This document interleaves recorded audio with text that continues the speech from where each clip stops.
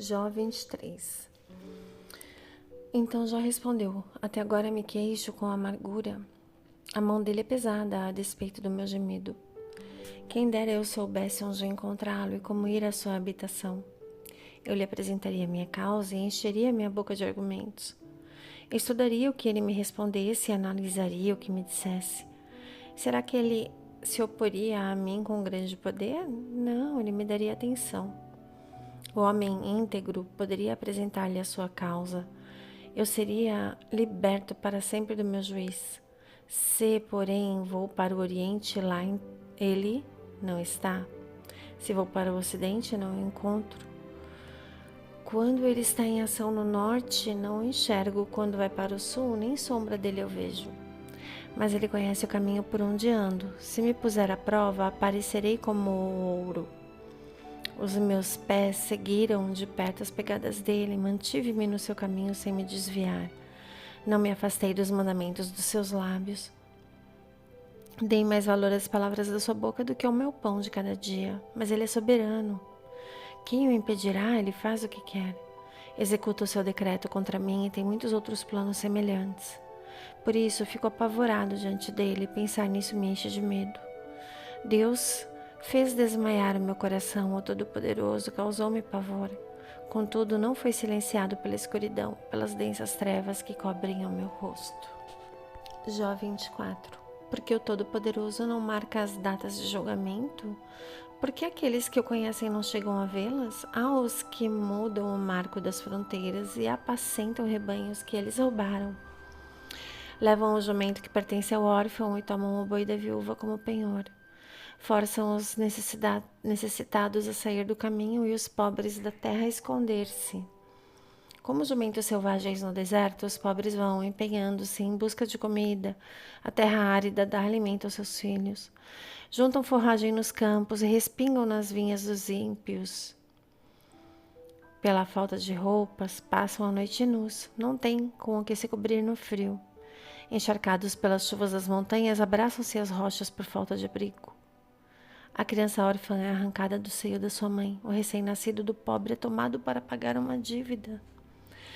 Por falta de roupas andam nus, carregam os feixes, mas continuam famintos, espremem azeitonas dentro dos seus muros, pisam uvas nos lagares, mas assim mesmo sofrem sede.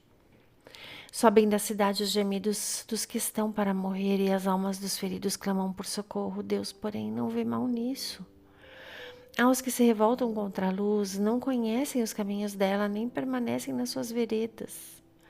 De manhã, o assassino se levanta e mata os pobres e os necessitados. De noite, age como ladrão. Os olhos do adúltero ficam à espera do crepúsculo. Nenhum olho me verá, pensa ele, e mantém oculto o rosto. No escuro, os homens invadem casas, mas de dia se enclausuram, não querem saber da luz.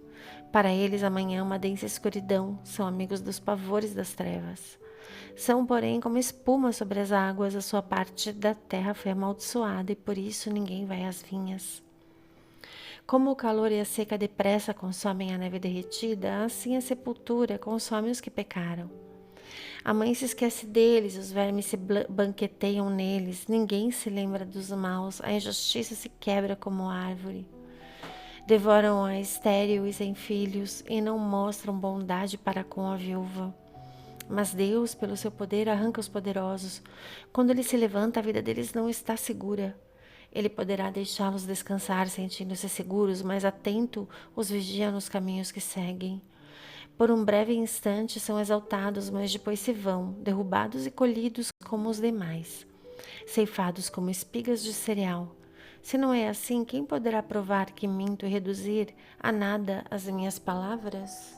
Jó 25. Então Bildade de Suá respondeu: O domínio e o temor pertencem a Deus. Ele impõe ordem nas alturas, que a ele pertencem. Seria possível contar os seus exércitos e sobre quem não se levanta a sua luz? Como pode então o mortal ser justo diante de Deus? Como pode ser puro quem nasce de mulher?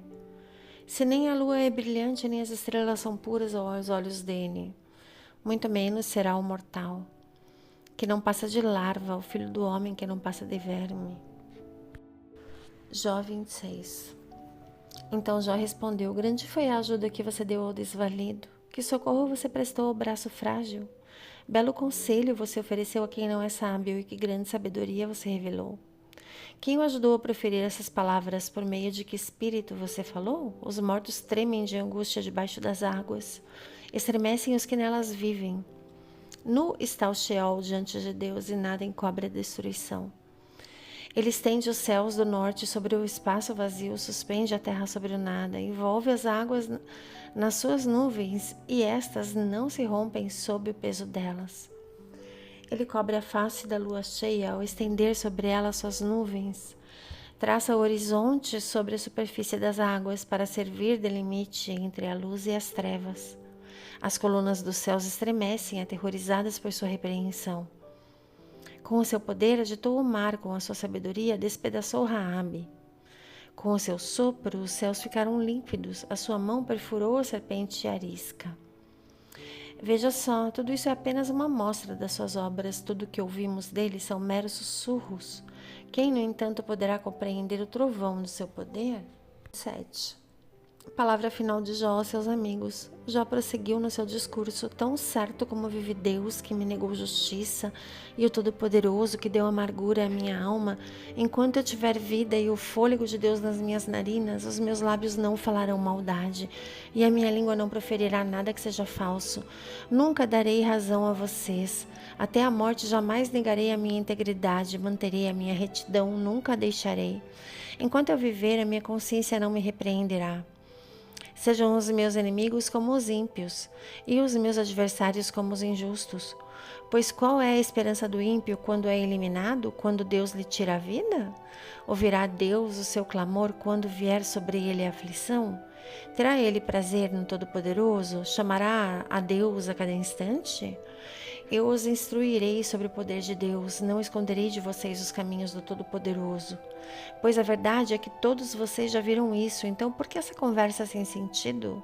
Esse é o destino que Deus determinou para o ímpio, a herança que os cruéis recebem do Todo-Poderoso. Por mais filhos que o ímpio tenha, o destino deles é a espada. Sua prole jamais terá comida suficiente. A epidemia sepultará aqueles que lhe sobreviverem, e as suas viúvas não chorarão por eles. Ainda que ele acumule prata como pó e amontoe roupas como barro. O que ele armazenar ficará para os justos, e os inocentes dividirão a sua prata. A casa que ele constrói é como casulo de traça, como cabana feita pela sentinela. Rico ele se deita, mas nunca mais o será. Quando ele abre os olhos, tudo se foi. Pavores vêm sobre ele como uma enchente. De noite a tempestade o leva de roldão. O vento leste o leva e ele desaparece, arranca-o do seu lugar.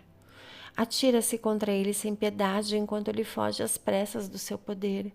Bate palmas contra ele com desprezo e com assobios o expele do seu lugar. A Jesus.